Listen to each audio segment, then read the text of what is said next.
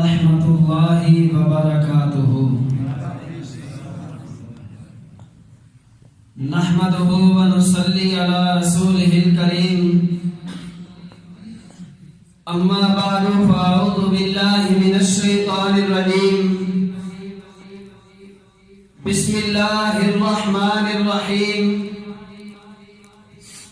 ورفعنا لك ذكرك. ہم نے ہر دور میں تقدیس رسالت کے لیے وقت کی تیز ہواؤں سے بغاوت کی ہے، چھوڑ کر سلسلہ رسم و سیاست کا فسوق، فقط ایک نام محمد سے محبت کی ہے صلی اللہ علیہ وسلم. نہایت ہی قابل قدر، قابل عزت، قابل احترام امیر محفل اور اہل علم حضرات، آج کی اس پررونق محفل میں دنیا بھر کے لوگوں کو، خواہ وہ یہودی ہو، عیسائی ہو، سکھ ہو، ہندو ہو، بدھ مت ہو، دنیا بھر کے لوگ، وہ مسلمان ہو، جج ہو، وکیل ہو، سائنسدان ہو، سیاستدان ہو، دانشور ہو، دنیا بھر کے لوگوں کو ایک بات علل اعلان برملا صاف شفاف طور پر کہہ لینا چاہتا ہوں کہ آپ جناب رسول اللہ صلی اللہ علیہ وسلم کو چھوڑ کر دنیا کا کوئی ایک کام بھی کرنا چاہو آپ نہیں کر سکتے. آپ جب بھی کوئی کام کرو گے اس میں حضور کا تذکرہ ضرور ہوگا، حضور کا ذکر ضرور ہوگا، حضور کی بات ضرور ہوگی، حضور کا طریقہ ضرور ہوگا.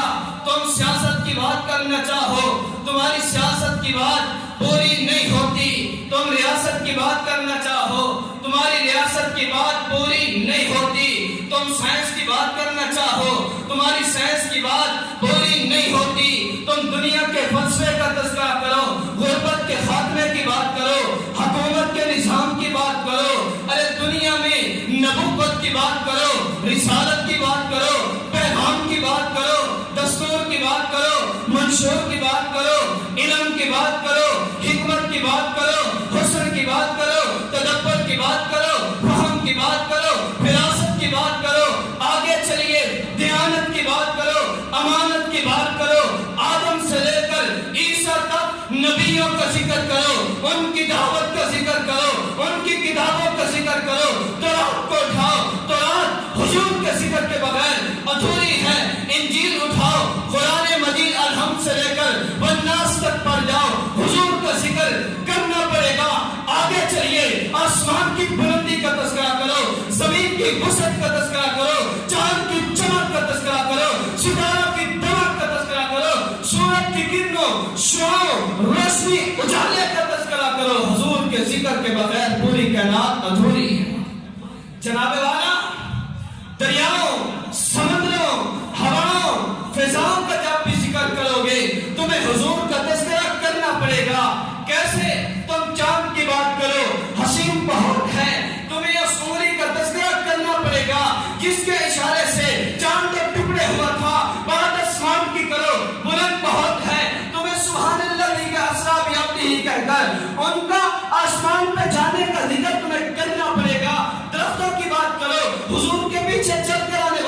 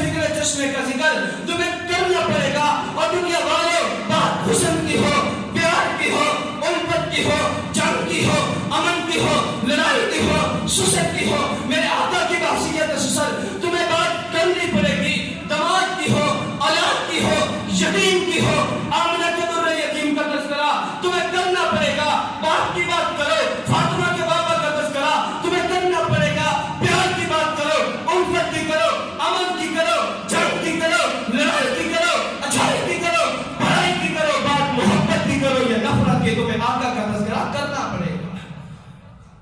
حضرات محترم، میرے آقا کے تذکرے کے بغیر یہ کائنات ادھوری ہے، اور چچو وکیلو تم اپنی کرسی کا ذکر کرو گے، میرے آقا کے فیصلوں کا تذکرہ تمہیں کرنا پڑے گا، اور یہودیوں تم موسیٰ کا ذکر کرو گے، جب تک ذکر مصطفیٰ نہ کرو گے ذکر موسیٰ ہو ہی نہیں سکتا۔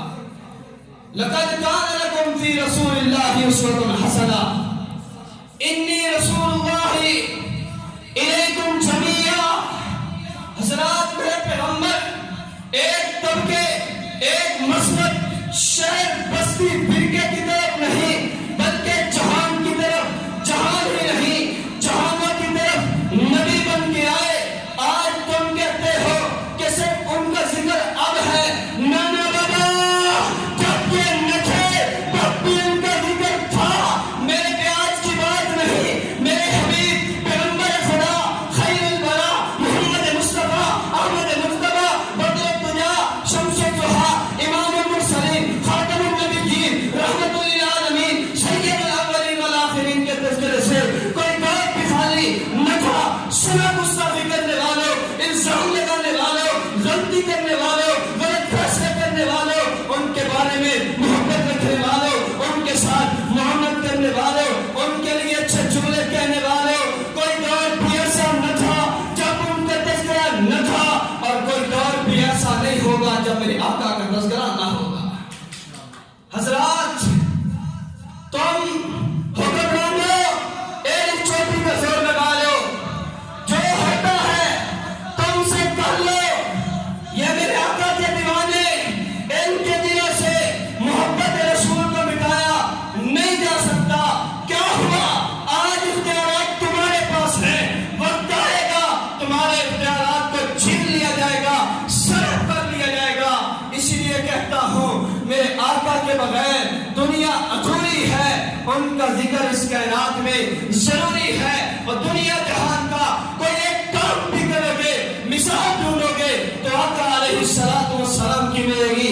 حضرات عورتوں کی بات کرو، میرے آقا کا تذکرہ ضرور ہوگا کہ جنہوں نے عورتوں کو ظلمت کی بستی سے نکال کر معاشرے کا اہم فرد بنا دیا تھا۔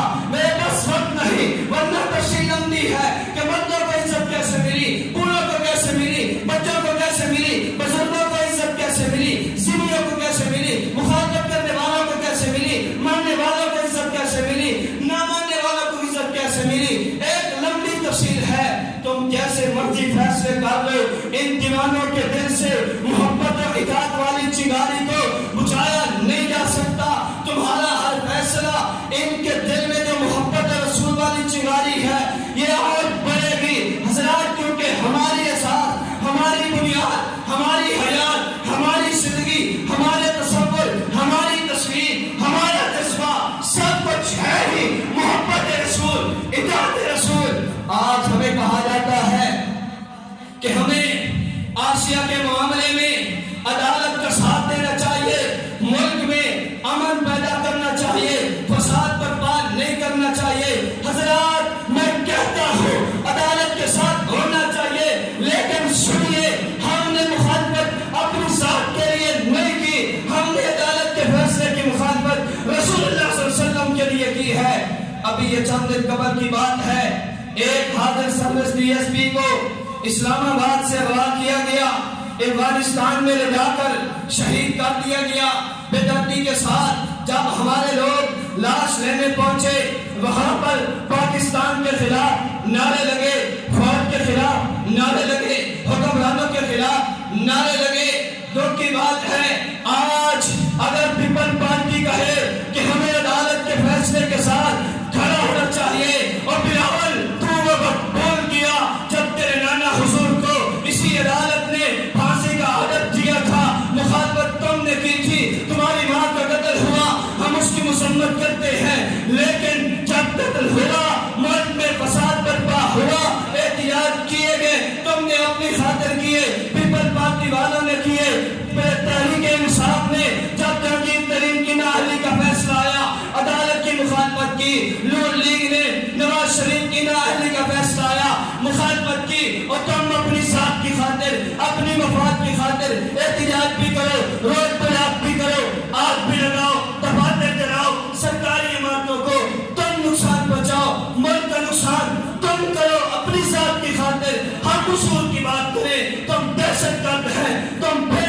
امن پسند ہو، آخر تمہارا معیار کیا ہے؟ حضرات اگر پوچھئے میری تحریک کو ہم نے اپنی ذات کی خاطر کتنے احتجاج کیے، اللہ کی قسم میرے علماء کو، میرے خطباء کو، میرے اکابرین کو مارا بھی گیا، شہید کیا بھی گیا، زخمی بھی کیا گیا، پابند سراست بھی کیا گیا، ہم نے ہر وقت امن کا درس کیا۔ یہ حال ہی میں میری جماعت کے عظیم الخیر مولانا حسین زاہری کو نجائز مقدمے کی آڑ میں 1 سال جیل میں رکھا، ہم نے عدالت کے خلاف نعرہ نہ لگایا، اور اسی طرح مولانا شیخ القرآن عبداللہ شیخ القرآن رحمہ اللہ کو بے دردی کے ساتھ زخمی کیا گیا، داڑھی شہید کی گئی، یہ زانی شہید کو خنجر مارے گئے، وہ خنجر مارنے والے یہ ساری قیامت تک تمہاری قسمت میں یہ خنجر رہیں گے۔ ہم نے ملک کے خلاف نعرہ نہ لگایا، عدالت کے خلاف نعرہ نہ لگایا، اسی طرح میرے اسلامی کو شہید کیا گیا، میرے جماعت کے سفیر محمد عبد الرشید اظہر کو